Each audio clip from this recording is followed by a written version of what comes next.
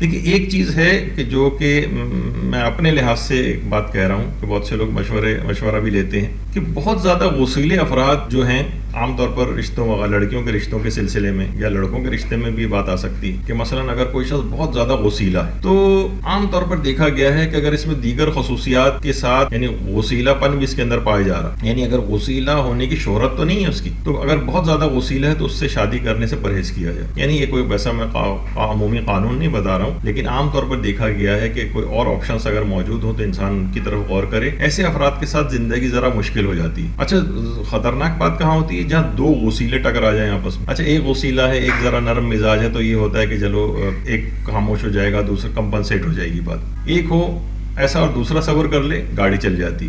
دونوں ایسے ہوں تو مشکلات بڑھ جاتی. تو اگر بظاہر وہ نماز و روزہ کرنے والا بھی ہے، مالی حالات بھی اس کے اچھے ہیں، لیکن بہت زیادہ غسیلہ ہے، تو عام طور پر یہ چیز مشکلات کا شکار ہوتی.